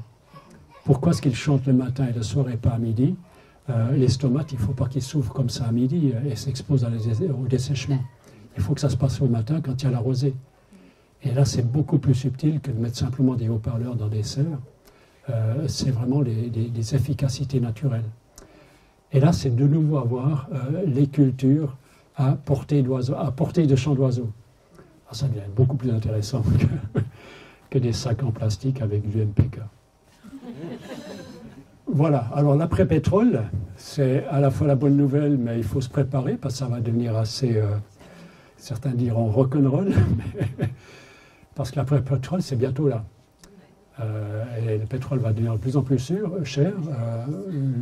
On est en train de s'en rendre compte, on est en train de réfléchir à ce qu'on a comme énergie à disposition. Et j'aime beaucoup le livre qui est assez décapant, extrêmement bien documenté, de Fred Vargas. Lisez ça, ça va vous secouer un peu, ça devrait en secouer d'autres. Nous, on est solide par rapport à ça, parce qu'elle réfléchit à ce que ça signifie lorsque les tracteurs ne pourront plus fonctionner. Parce que les tracteurs thermiques, ça va bien, ils sont de plus en plus lourds, mais ils ne seront jamais électriques. Le tracteur électrique n'existera jamais. Parce qu'il faudra une telle grosse batterie pour fonctionner que ça ne sera jamais sur le marché. Elle fait le calcul, elle l'explique en long et en large. Plus le véhicule est léger, plus l'option électrique est possible. Mais plus ils sont lourds, plus il faut transporter de batterie. Donc, l'électrique, on s'en rend compte déjà cette année, est de plus en plus limité. Est-ce que c'est un message politique ou une réalité? On va plutôt inciter à l'utiliser de manière intelligente. L'hydroélectrique en Suisse, c'est 2/3 des besoins. C'est très facile de descendre de 1/3 de notre consommation et d'être tranquille. Mais indépendamment de ça, la quantité d'énergie électrique va être utilisée pour d'autres domaines, les domaines vraiment vitaux. Ce sera tout ce qui est hôpitaux, ambulances, etc., ou la voirie. On ne réalise pas à quel point l'hygiène des villes est importante. Ça ne peut pas être négocié. Mais tout le reste est modulable. Et dans le domaine où la modulation, la remise en place des curseurs va se faire spontanément, c'est en agriculture, puisque ces grosses machines ne pourront plus fonctionner comme jusqu'à maintenant. Et la perspective, c'est qu'il faut très rapidement se préparer à ce que tu mentionnais avant, à l'animal de trait, parce que c'est absolument nécessaire. On ne peut pas retourner à la traction humaine, au travail uniquement. On a inventé des modes de fonctionnement beaucoup plus intéressants que ça. C'est la traction animale. Et ce qui est intéressant dans ce livre, ce dont on n'est pas tous conscients, c'est que la traction animale par le cheval, quelque chose d'assez complexe, qu'il faut pas mal d'années de préparation pour avoir le remplacement de 1 million de tracteurs en France. Il y a 1 million de tracteurs qui sont devenus considérables, qu'il faudra remplacer par des chevaux. Et l'autre force animale, c'est le bœuf, qui est beaucoup plus facile à mettre en place, c'est beaucoup plus vite dressé pour devenir un animal compagnon de l'homme pour les travaux. Et elle fait des calculs, combien est-ce qu'il faut pour nourrir. Un cheval, c'est à peu près 2 hectares. Pour une ferme autonome, c'est peut-être 1 tiers ou 20% dédié aux animaux de trait. Mais si vous avez un tracteur dont on fait abstraction du prix d'achat, simplement pour l'alimenter, mais le prix d'achat est déjà incommensurable, il faut à peu près la moitié de la ferme. En surface, si on voulait faire du biofuel, là, vous avez tout de suite quelque chose d'intéressant parce que ce que le cheval a comme produit annexe est très intéressant. Et en plus, c'est un compagnon, on devient intelligent en travaillant avec les chevaux parce qu'on est au niveau du sol, on a les perceptions, etc. Le cheval, c'est exactement ce qu'il faut faire. Alors qu'avec les tracteurs, vous avez toutes il compacte les sols et toutes les nuisances. Et on est dans la bulle mécanique en déconnexion avec les sols qu'on est censé soigner. Et ce qui est intéressant là, c'est avec ces chiffres, c'est que ça donnera une limite à la taille maximale des fermes. 10-15 ans, c'est très rapidement là. Ces fermes auront 25 hectares au maximum. 500 mètres fois 500 mètres. C'est des fermes moyennes. Plusieurs familles peuvent travailler là-dessus. Et au centre de la ferme, vous aurez les pâturages, vous aurez le bétail, les animaux de trait qui vont être établis, proches des humains, qui habitent aussi au centre, parce que les animaux doivent aller à pied, on ne va pas les amener avec une remorque, sur le lieu de travail, et revenir du lieu de travail, et le nombre d'heures de travail est estimé à 5 heures. Et c'est à peu près ce qui s'établit. Donc y aller, travailler 5 heures et revenir, limite en fait le rayon d'action. Et ça, c'est une bonne nouvelle en fait. Voilà, encore la dimension cosmique des arbres, c'est pas simplement des systèmes en connexion horizontale, c'est aussi en connexion avec le ciel. Je ne vais pas passer beaucoup de temps, j'ai beaucoup fait de recherches dans le domaine. Réhabiliter en fait ces notions de pulsation lunaire, planétaire, même en lien avec les constellations, on a pu démontrer que les propriétés du bois non seulement varient en fonction de la date d'abattage et la lune synodique, donc la lune croissante, décroissante, premier, deuxième, dernier quartier, mais aussi en fonction de la lune du cycle sidéral, par le cycle la position de la lune dans les constellations. Et avec les arbres et le bois, on a pu montrer à haut niveau de significativité statistique que ça fait une différence dans les propriétés du bois. Et là, c'est intéressant, on arrive exactement au calendrier de Maria Thun. Je ne peux pas dire s'il fonctionne ou pas, mais je sais que le phénomène existe. On a pu le montrer pour le bois.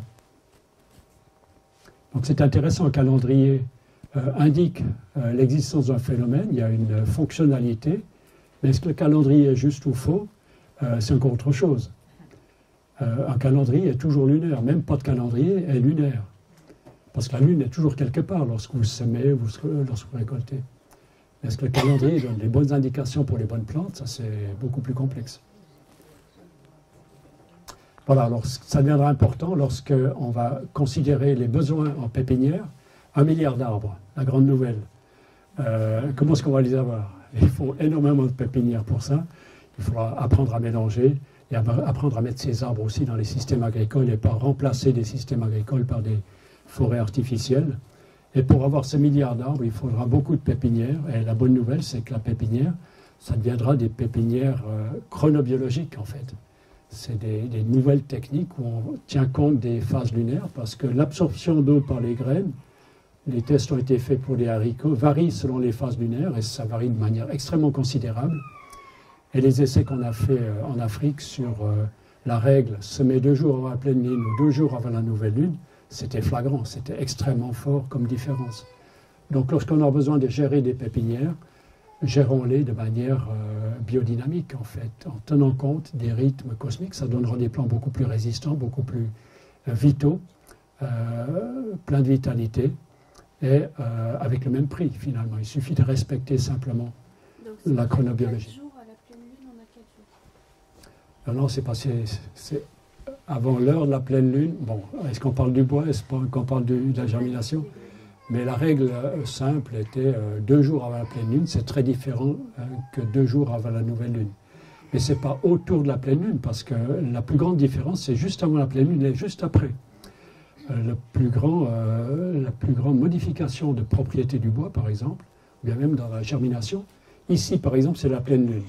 C'est des haricots mis dans l'eau, absorption d'eau extrêmement forte. Donc, c'est des haricots qui sont gorgés d'eau, qui vont bien pouvoir germer. Mais juste après la pleine lune, dans les heures qui ont suivi la pleine lune, il y a beaucoup moins d'absorption d'eau. Ces haricots sont restés à moitié secs, donc ils vont moins bien pouvoir germer. Donc c'est extrêmement précis comme règle qu'on est en train de mettre à jour. Voilà, donc les fermes du futur, chez nous ça sera encore autre chose. C'est la solution carbone, mais aussi pour cultiver de l'eau et cultiver de la musique naturelle. Et là, l'alternative reste toujours celle-ci, avec beaucoup d'argent derrière. Climat, comment éviter un désastre. Là, c'est encore plus de technologie. On aura vite fait son choix lorsqu'on aura compris les potentiels que les arbres nous apportent et avec quelle légèreté ça a lieu. Voilà. Juste ce bâtiment ici, je ne sais pas comment il fonctionne, mais il a une structure intéressante. Il a une structure assez passionnante. Vous avez ce patio où il y a cet arbre et vous avez ce toit qui est incliné dans ce sens-là. C'est un magnifique modèle de fonctionnement dans le futur. Je ne sais pas ce qu'ils font de leur eau ici. Est-ce que quelqu'un connaît bien ce bâtiment? Parce qu'ici, on a un bâtiment extrêmement bio-inspiré, en fait. C'est une forêt en puissance parce qu'il récolte l'eau. On peut l'avoir ici. On pourrait la stocker dans des citernes. Et pour un toit d'une certaine surface, chaque mètre carré va faire un demi-mètre cube, 0,6 mètre cube d'eau.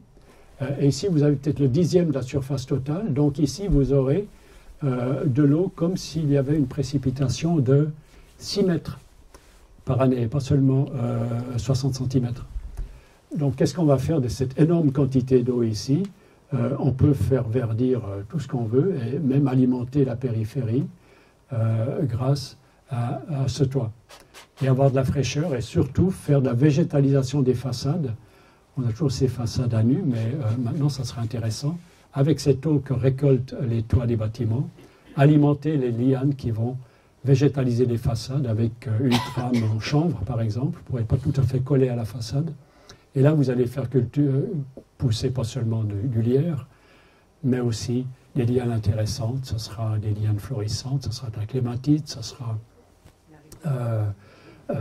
des haricots exactement, ça sera du kiwi, ça sera de la vigne, pas seulement de la vigne sauvage, mais de la vraie vigne, elle aime beaucoup aller en hauteur.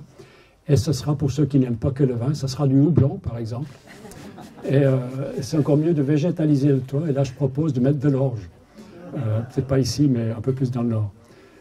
Là, ça devient vraiment festif. Et toutes les villes peuvent devenir comme ça. C'est très facile parce que tout le système de récolte d'eau est déjà en place.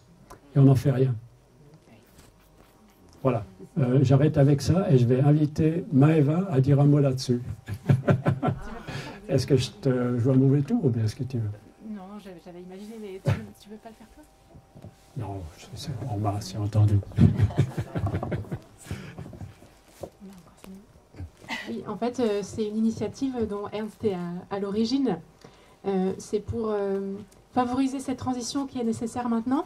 Il y a beaucoup de savoir à transmettre, que ce soit en agriculture, en foresterie, aussi pour l'éco-construction, les médecines parallèles. C'est immense tout ce qu'il y a à savoir, à se réapproprier. Et donc, on vient de créer une association qui s'appelle les Sentiers des Savoirs. Et c'est sur le modèle du compagnonnage. Donc, on voudrait proposer à tout un chacun qui veut se former de séjourner dans des lieux, des fermes ou des écolieux, où on pratique déjà ces savoir-faire et qui puissent rester le temps qu'ils souhaitent, le temps d'apprendre des savoirs. Et l'idée par rapport au compagnonnage classique qu'on connaît, c'est qu'il y a une dimension de pèlerinage, c'est-à-dire qu'on va se déplacer de lieu en lieu seulement à pied, en passant par la forêt, par les sentiers. Voilà, pour une démarche aussi intérieure. Et voilà, il y a un site internet si vous voulez aller voir, c'est tout nouveau. Et voilà. Oui, c'est sans dimension religieuse aucune, voilà. Pour la marche à pied. Transition intérieure. Transition intérieure, ouais. Merci beaucoup, Ernst. C'est passionnant.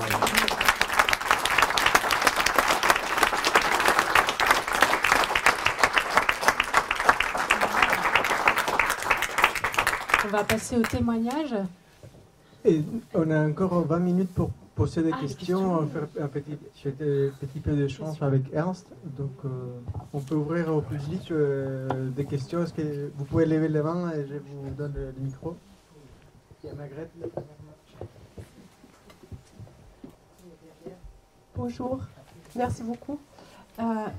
Pendant tout ce temps de la conférence, je me suis posé la question à partir de quelle surface vous parlez d'une forêt ou d'un organisme forestier. Vous disiez bien qu'un arbre isolé, ça ne fait pas encore une forêt. Donc à partir de quelle surface?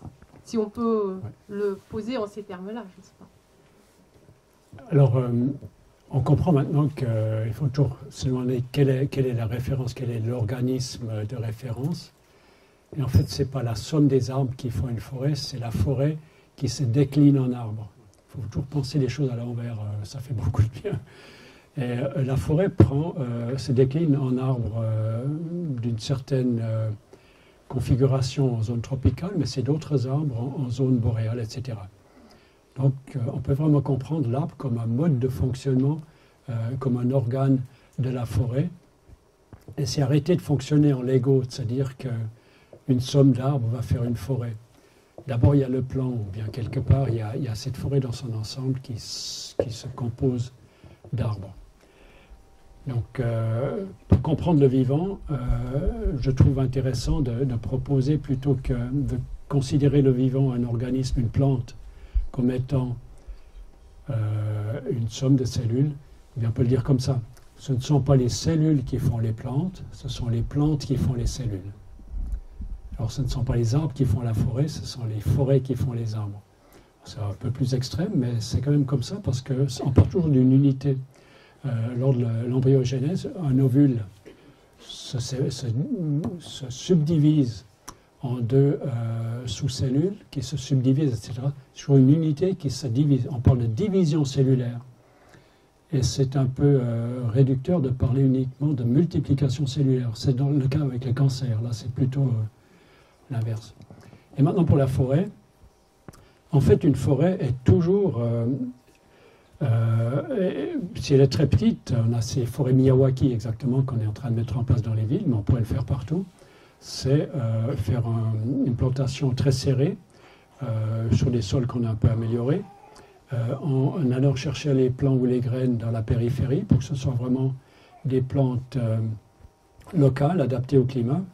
Et une petite forêt va se constituer en forêt, elle va spontanément faire cette enveloppe forestière, mais elle aura de la petite faune. Vous n'aurez jamais un ours qui va s'installer dans une forêt de 300 mètres de diamètre. Une moyenne forêt aura une faune de moyenne taille. Et c'est pour ça que la forêt primaire que veut mettre en place Francis Salé a 70 000 hectares, 26 km x 26.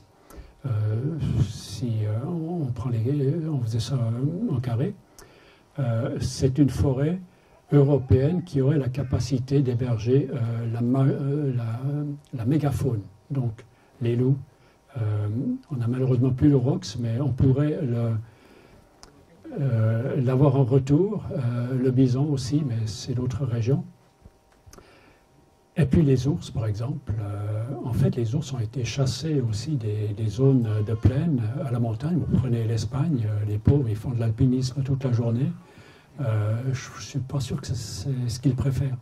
Regardez aux États-Unis, au Canada, ils sont dans les forêts tout à fait accessibles et faciles. Voilà. Donc, ces forêts, elles ont leur faune en fonction de leur taille. Donc, pour avoir une certaine fonction, il y a aussi des tailles limites quelque part. C'est pour ça que ce système bocager, ces forêts avec leurs ramifications, avec leurs tentacules, avec les animaux aussi qui circulent, il faudrait toujours qu'il y ait une connexion avec un noyau suffisamment grand où il y ait vraiment une faune relativement intégrale et complète qui puisse de là circuler. Mon souhait, ou bien ce qui serait pas mal, ce qui serait une invitation, c'est qu'il n'y ait pas seulement une forêt primaire dans les Ardennes ou dans les Vosges de 70 000 hectares, mais que chaque département ait le droit d'avoir sa forêt primaire aussi. Et ça serait magnifique, parce qu'à partir d'une forêt primaire, pour chaque département, on aurait l'irradiation. Il faut courageusement avoir des visions très concrètes, et puis ça se réalise. Il faut faire attention à quoi on rêve, parce qu'on nous manipule avec ça, en fait. Mais nous, on peut être créatifs. Oui. Bonjour, Sébastien, je suis agriculteur. Et c'est vrai qu'en regardant la conférence, en grande culture, ils demandent de faire 15% de jachère, alors qu'on devrait demander à faire que sur chaque surface de parcelle agricole, enfin, chaque agriculteur ait 15 à 20% de forêt, mais réunis, parce que finalement, quand on regarde, c'est vrai, l'agroforesterie, bon, moi qui suis agriculteur, je sais que c'est toujours complexe de mélanger juste une ligne d'arbre avec une culture, puis une ligne d'arbre. Je ne sais pas si c'est un effet réel. Et c'est déjà super. Et les haies sont magnifiques. Moi, j'adore le bocage. Mais c'est cet ensemble, comme vous disiez, de forêts réunies, d'ensemble où on rapproche vraiment des arbres les uns aux autres. Et donc voilà, je me disais, en fait, une des solutions, ça pourrait être sûrement de demander à chaque agriculteur de ne pas faire 15% de jachères qui ne servent pas à grand-chose, qui sont de l'herbe qui repousse comme ça ou qui broie de temps en temps. Mais juste de dire, ben voilà, vous avez 100 hectares, ben, il y a 15-20% des 100 hectares, vous êtes obligé de créer une surface de forêt. Magnifique, ça sera magnifique, une magnifique incitation politique. Et d'être en connexion les uns avec les autres. Encore une fois, ça sera une connexion entre agriculteurs, parce que ces systèmes ne vont pas s'arrêter au bord de la ferme, mais aller plus loin. Effectivement, et pas simplement rester au ras des pâquerettes, mais penser arbres, penser haies. Et ça, c'est une vraie structuration du paysage avec beaucoup plus d'efficacité. Mais ne pas oublier les jachères herbacées non plus, bien sûr, en bordure des haies. Bonjour. Moi, je suis paysan dans le Luberon. Et en fait, j'observe beaucoup et j'ai accès à des terres que j'aimerais bien végétaliser. Et j'observe beaucoup le territoire. Et donc, on a une flore un peu autochtone, mais on a aussi des... et je regarde ce qui est dynamique, enfin, ce qui me semble avoir le moins besoin d'être soigné ou même arrosé. Et je me demandais que penser du sumac de Virginie, du mûrier de Chine, du pyracantha, qui poussent bien. Enfin, pour moi, c'est pas des invasives dans le sens où je vois leur présence, mais je vois pas qu'elles vont nous déborder. Mais je vois qu'elles sont dynamiques en tout cas. Mais voilà, je me pose cette question-là, parce que moi je suis dans un territoire qui est très diversifié. On est côté colline et côté Durance, donc on a beaucoup de choses qui poussent dans tous les sens. Et voilà, il y avait ça. Et puis, que penser? On parlait de pépinière, et moi je me questionne en ce moment sur le semis direct d'arbres, pour justement, voilà, pour cette histoire de faire du végétal plus solide, qui résiste mieux aux aléas climatiques. Voilà. Merci pour ces deux questions, remarques. Pour la première, effectivement, ces plantes qui viennent d'ailleurs, qui colonisent spontanément. Là, je pourrais vous recommander un livre assez à l'envers du mainstream. C'est le livre de Thierry Thévenin. Je ne sais pas si ça s'appelle Cultiver le chaos. Il y a le mot chaos dans le titre. Les plantes du chaos, voilà.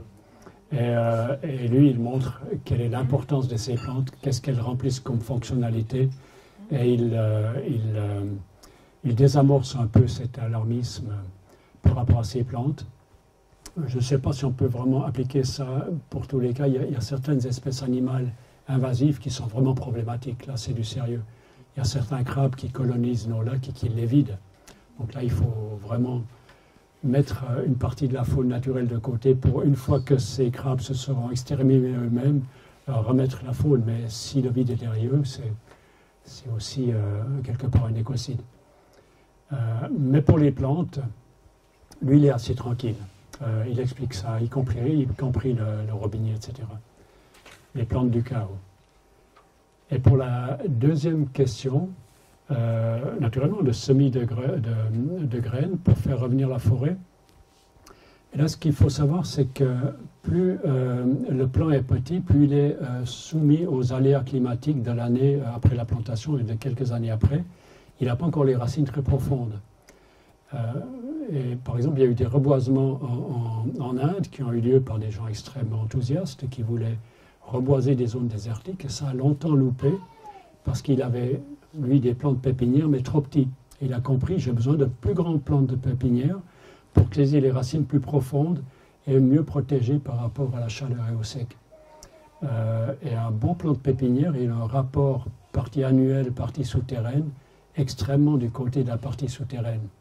Un bon plant de pépinière qui a très peu de racines aura une belle allure, mais il ne sera pas très efficace. Il va beaucoup transpirer en ayant peu d'eau à disposition. Donc voilà, ça dépend du terrain. Si c'est des terrains déjà humides, qui n'auront jamais de problème de dessèchement, c'est bien plus simple et la nature fait germer là et quand il lui convient le mieux, et ça va bien réussir. Il n'y aura plus qu'à sélectionner, si on veut, des meilleurs plants. Mais lorsque c'est des conditions plus difficiles, là c'est pas mal d'avoir des plants préparés en pépinière avec ce ratio racine-pousse annuel très côté racine. Pour plomber l'atmosphère, Jean Giono, je ne sais pas si ça fonctionne aussi simplement que ça. C'est pas simplement en plantant des glands que... Il faut une succession. Le chêne ne vient pas en premier. Il y a d'autres qui viennent avant. Il y a des essences de lumière, il y a des préparateurs. Voilà. Oui. 2 points pour essayer de trouver un point d'appui, un levier pour changer quelque chose. J'ai, comment dire, les connaissances de savoir scientifique absolument nécessaires. Je trouve qu'il y a un peu un piège. Et donc il y a un exemple dans le Dihua, je pense que c'est un grand pas où il y a une alliance de la connaissance intuitive, subtile et scientifique. Donc des Mamo Kogi ont fait un état du Dihua, du territoire. Ils ont sorti des dessins complètement surprenants et ça a été croisé avec, on va dire, une observation classique des éléments scientifiques classiques.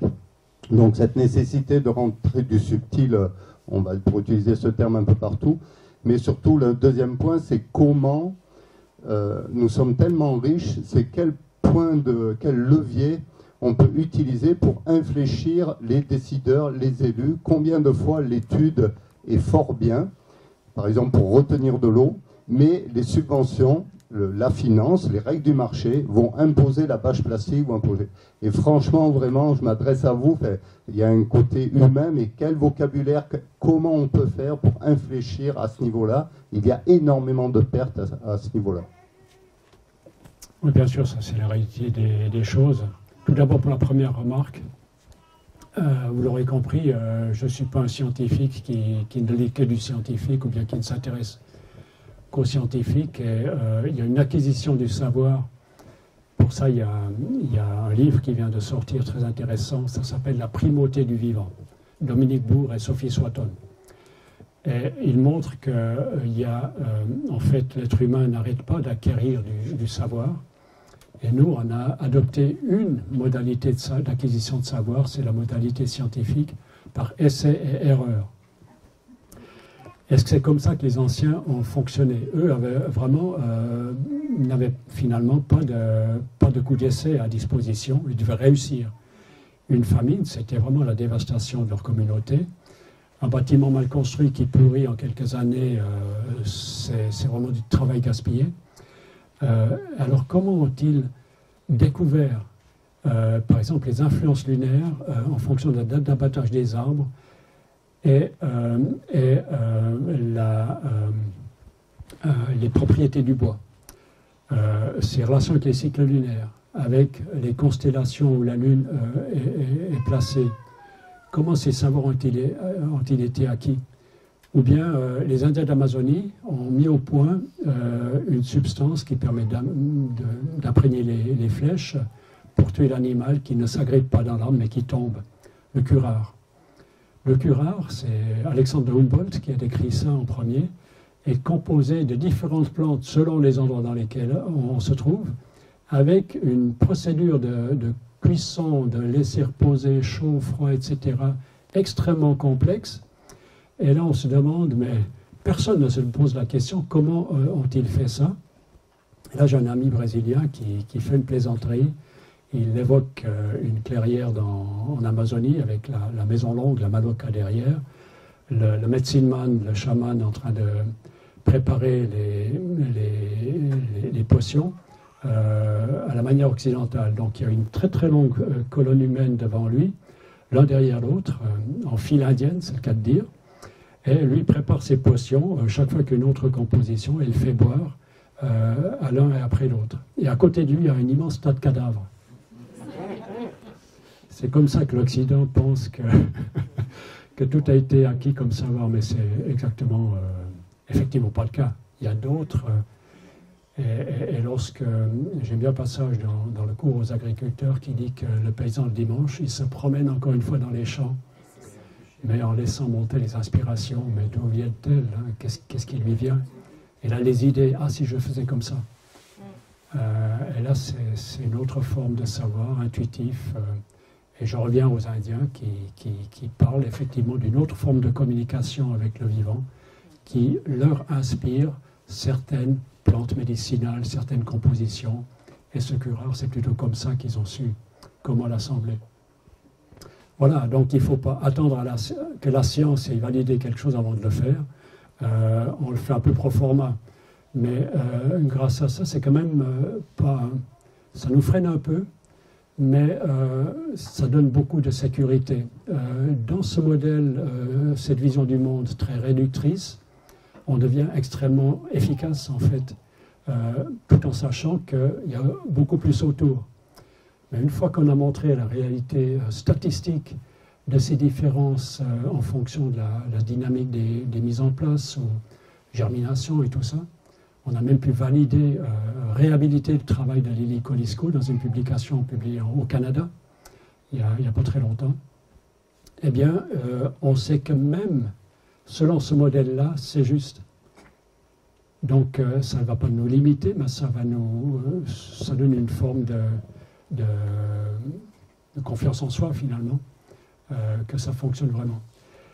Et là, ça montre aussi elle est très précieuse, la science, parce qu'il y a beaucoup de savoirs traditionnels qui ont été répétés, parfois écrits, et au moment où on écrit des règles traditionnelles, celui qui écrit n'est pas celui qui pratique. Et souvent, il a voulu simplifier parce qu'il trouvait que le type, il était sous influence lorsqu'il racontait des choses aussi farfelues. Donc les règles ont souvent été simplifiées. Et parfois, les règles traditionnelles qu'on trouve dans les livres disent exactement le contraire l'une par rapport à l'autre, parce qu'elles ont été écrites. C'est un des facteurs, pas le seul. Et là, lorsqu'on se rend compte, dans les études que j'ai faites sur la germination ou sur le bois, je me suis rendu compte que c'est beaucoup plus complexe que cela n'est mentionné dans les règles ou même dans les calendriers. L'une croissante et l'une décroissante, c'est pas aussi simple que ça, je suis désolé, mais c'est beaucoup plus subtil. Il faut travailler à l'échelle de la semaine lunaire. Et ces semaines lunaires se divisent en deux. Il y a une demi-semaine lunaire croissante et une demi-semaine, et ça se répète 4 fois. Et là, ça devient vraiment une alliance ou bien une synthèse intéressante. C'est les savoirs traditionnels qui parlent d'un phénomène dont jamais un scientifique n'aurait eu l'idée. Mais la science permet de voir que c'est beaucoup plus subtil, mais ça peut être beaucoup plus efficace encore que ce que disaient les anciens. Mais toujours avec cette question d'où viennent ces savoirs. Ça, je trouve une très belle question qui reste ouverte. Oui, je voulais savoir si il y a une parcelle quelque part voilà, qui est libre. Si on veut qu'il y ait une forêt dans 15 ans, est-ce qu'il faut vraiment intervenir, semer et planter, ou si on laisse simplement faire, il y aura une forêt dans 15 ans? Très jolie question, il faut être créatif. C'est la co-création, comme disait Maëva. Donc ce que vous pouvez faire, vous mettez 2 piquets à un bout à l'autre, vous mettez un fil. Vous aurez une forêt à l'ombre du fil, parce que les oiseaux seront venus se poser sur ce fil. C'est une méthode Bressan. C'est vrai? Ah, oui, magnifique, merci. On peut commencer comme ça, très, très joliment, très drôlement. Mais naturellement, on peut, si on a beaucoup de temps, on attend que ça se fasse. Et les premiers arbres vont appeler d'autres oiseaux et ça va s'étaler. Mais comme je disais avant, ça va beaucoup plus vite lorsqu'on met en place un plan très robuste. Et là, vous pouvez même faire des plans très intéressants. C'est des phytopratiques tropicales. Vous prenez plusieurs jeunes plants, peut-être de 50 cm de haut, la partie aérienne. vous les attachez ensemble en dénudant le cambium dans la partie interne. Vous les attachez ensemble et vous les laissez pousser et vous laissez se souder. Ensuite, vous allez de ces 5 brins, de ces 5 plans, vous allez en couper 4 en dessus de la soudure. Et vous aurez un super plan qui aura 5 systèmes racinaires pour une tige. Ce sera vraiment quelque chose de très très efficace. Voilà, on peut jouer comme ça, à partir du fil. Mais effectivement, on peut soit employer des graines, ce qui prend un peu plus de temps, soit des clans. On a 15 ans. Si vous avez 15 ans, pas de problème, vous avez très rapidement une fermeture, ça c'est sûr. J'ai envie de répondre à cette dame. Je suis paysanne dans le Var et j'ai eu la joie ou l'occasion d'avoir plusieurs lieux de culture, plusieurs parcelles, plusieurs endroits. Et puis en fait, je me suis rendu compte que tout à coup, il y avait des semis directs d'arbres qui se manifestaient et dans mon travail de paysan et maman, je suis toujours un peu débordée. Maintenant, ça va un peu mieux, mais voilà. Donc, des morceaux sur lesquels je n'avais pas le temps de mettre ma main et tout. Et paf 5 ans après, ben, je me retrouve avec une mini-forêt, quoi. Et je pense que on retourne à cet essentiel ou à cette essence même de la vie. Qu'il faut un peu laisser faire et faire la sieste et contempler ce qui se passe au bout de nos champs et les laisser grandir et laisser les ronces et tout ça, quoi. Et c'est très facile. On va boire l'apéro et c'est trop cool. Super.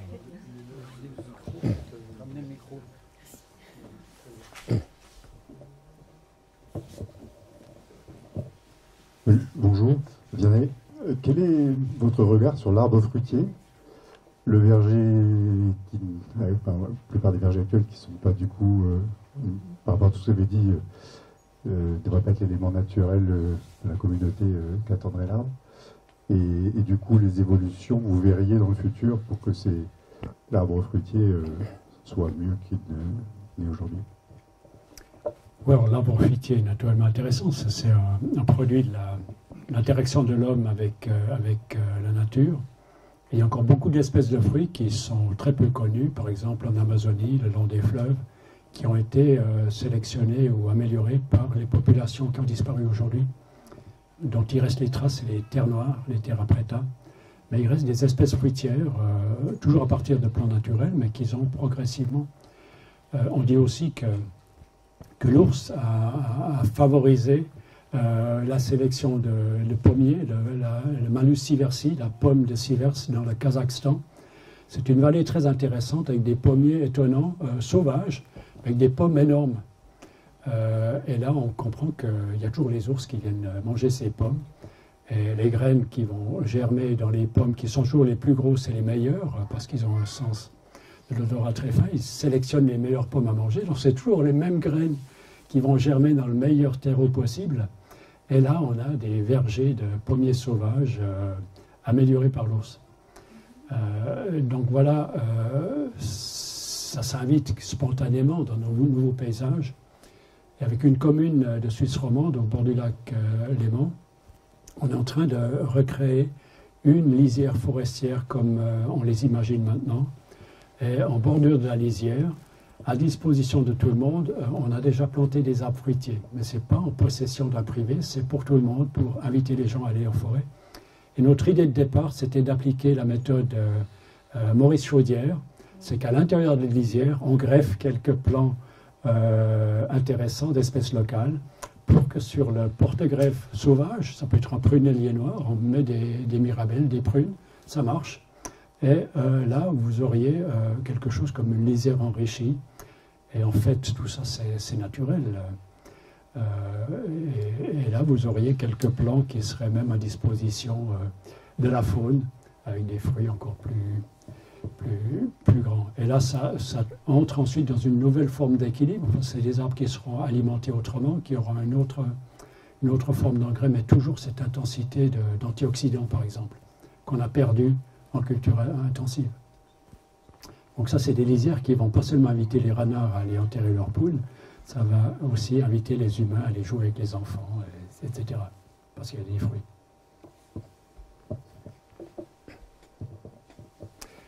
Pour cette question d'arbres fruitiers, il y a aussi une réalité, c'est qu'on remet par exemple des noyers dans certains champs de céréales parce que l'impact solaire devient vraiment très fort.